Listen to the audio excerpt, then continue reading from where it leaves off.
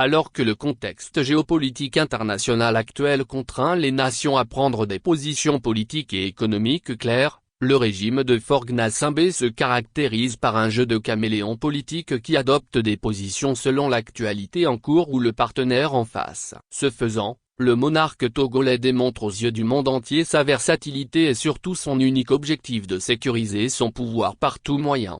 Après 20 ans de pouvoir au Togo, Faure Gnassingbé n'a pas eu besoin de présenter un projet de développement socio-économique à ses concitoyens pour s'offrir un pouvoir à vie par des tours de passe-passe constitutionnels. Il lui a juste fallu repeindre son fauteuil de chef d'État avec une couleur de président de Conseil des ministres. N'ayant pas besoin de prendre sur lui les besoins fondamentaux des Togolais, c'est-à-dire la construction d'hôpitaux et d'universités modernes, de routes sécurisées et autres infrastructures sociales, Faure Gnassingbé a repris depuis quelques semaines son activité favorite, les voyages internationaux en s'incrustant dans des dossiers où son apport n'est pas significatif.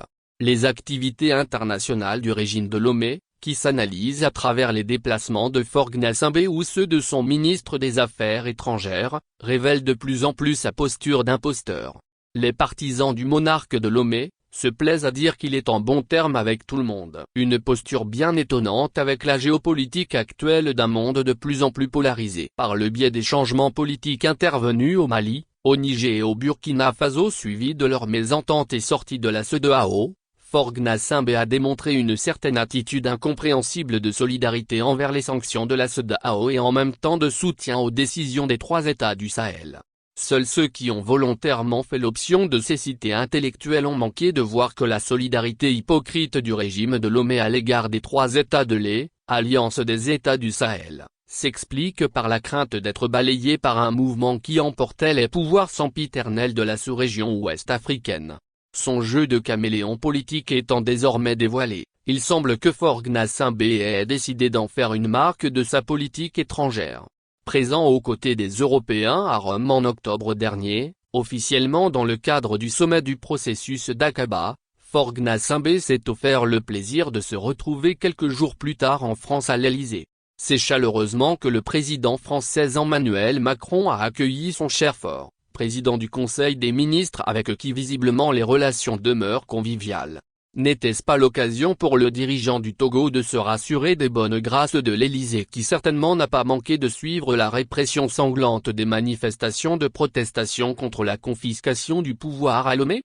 Et a-t-il besoin de la rappeler, les relations entre l'Élysée et les amis de Faure Gnassingbé sont désormais exécrables. Quittant la chaleur d'Emmanuel Macron, le dirigeant togolais a posé ses valises en Russie où accompagné de sa minorité. Il a été reçu ce mercredi 19 novembre 2025 par le président Vladimir Poutine.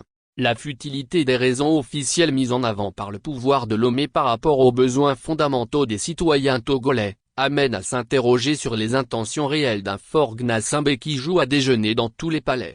En termes de coopération bilatérale, Faure Gnassingbé a passé ses 20 années de règne à sillonner les palais présidentiels par-ci par-là. Mais le Togo ne connaît aucun véritable changement. Les infrastructures sont vieillissantes. L'économie togolaise est au fond du gouffre. Il apparaît évident que ce n'est pas le bien-être des Togolais qui motive les déplacements internationaux du monarque de Lomé. Faure Gnassingbé chercherait-il tout comme le président américain Donald Trump à régler toutes les zones de conflit de la planète? Même si les partisans du monarque togolais n'hésitent pas à avancer cette thèse, à tout le moins farfelue et comique, il faut se demander de quels moyens dispose-t-il pour arriver à cette fin? À l'inverse du président américain Donald Trump à la tête de la MAGA, Make America Great Again, et fervent absolu du America First, Faure Gnassingbé ne fait rien dans son propre pays qui puisse rendre ses concitoyens fiers de leur nationalité. Pierre qui roule n'amasse pas mousse dit-on souvent. Cet adage sied convenablement à Faure Gnassingbé et sa politique, car il est logique de comprendre que les grandes nations comme la Russie, la France, Israël, la Grande-Bretagne fonctionnant sur des principes et valeurs bien déterminés, ont vite fait d'oublier la visite du dirigeant togolais dès qu'il tourne le talon. Car l'ami de tout le monde n'est au final l'ami de personne.